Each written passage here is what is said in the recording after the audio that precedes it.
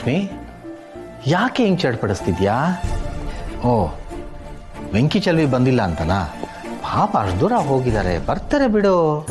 ಆದರೂ ಇಷ್ಟೊತ್ತಿಗೆಲ್ಲ ಬರಬೇಕಾಗಿತ್ತು ರೀ, ಅಥವಾ ಅಲ್ಲಿ ಏನಾದರೂ ಉಳ್ಕೊಂಬಿಟ್ರಾ ಅಂತ. ಚೆ ಹಾಗೆಲ್ಲ ಮಾಡಿರಲ್ಲ. ಹಂಗೆ ಮಾಡೋ ಹಾಗಿದ್ರೆ ಫೋನ್ ಮಾಡೋರು ತಿಳಿಸ್ತಾರೆ ತಾನೆ. ಇನ್ನೂ ಟೈಮ್ ಇದೆ. ಬಸ್ಸು ಗಿಸ್ ಏನೋ ತಡ ಆಗಿರುತ್ತೋ ಏನೋ, ಪಾಪ ಬರ್ತಾರೆ ಬಿಡು. ಅಲ್ಲಿ ಏನಾಗಿದೆಯೋ ಅಂತ ತಿಳ್ಕೊಳ್ಳೋ ಆ ಥರ ಅಷ್ಟೇ. ಒಂದು ಫೋನ್ ಮಾಡ್ತೀರಾ?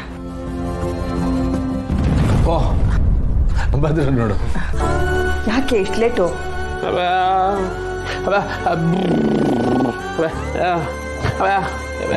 ಬಸ್ ಸಿಗ್ಲಿಲ್ವಾ?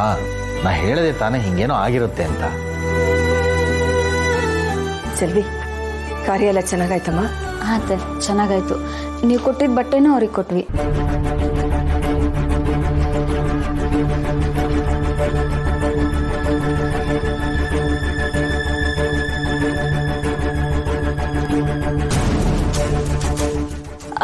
ಮಾವ, ಆಮೇಲೆ ಹೇಳ್ತೀನಿ ಅಂತ ಹೇಳಿದ್ರಲ್ಲ, ನೀವ್ಯಾಕೆ ಅವ್ರಿಗೆ ಬಟ್ಟೆನ ಕೊಟ್ಟು ಕಳ್ಸಿದ್ರಿ?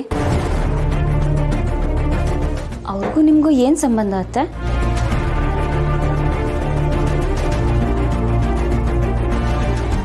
ಛೇ, ಇರೋ ಸತ್ಯನೂ ಮಕ್ಳ ಹತ್ರ ಹೇಳ್ಕೊಳಕ್ಕಾಗ್ತಾಯಿಲ್ಲ.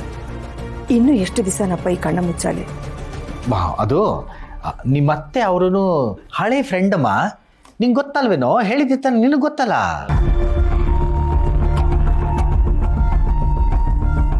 ಅಮ್ಮ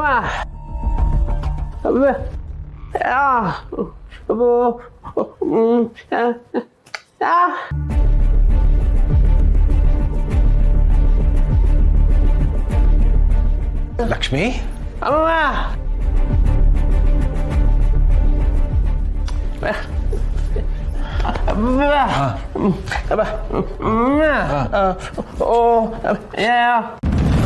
ಅದ್ರ ಬಗ್ಗೆ ಇನ್ಮೇಲೆ ಮಾತಾಡಬೇಡ ವೆಂಕಿ. ಮಾತಾಡಬೇಡ ಅಂದೆ. ಅಬ್ಬ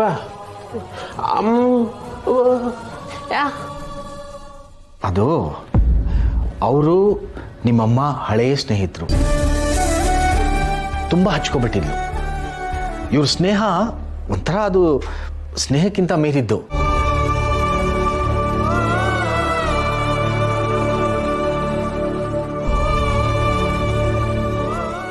ಈಗ ಅವ್ರಿಲ್ವಲ್ಲ, ಅದಕ್ಕೆ ಅವ್ರ ಬಗ್ಗೆ ಮಾತಾಡಿದಾಗ ಅವಳು ತುಂಬ ಬೇಜಾರು ಮಾಡ್ಕೊಳ್ತಾಳೆ. ಒಂದು ಸ್ವಲ್ಪ ಹೊತ್ತು, ಆಮೇಲೆ ಸರಿ ಹೋಗ್ತಾಳೆ.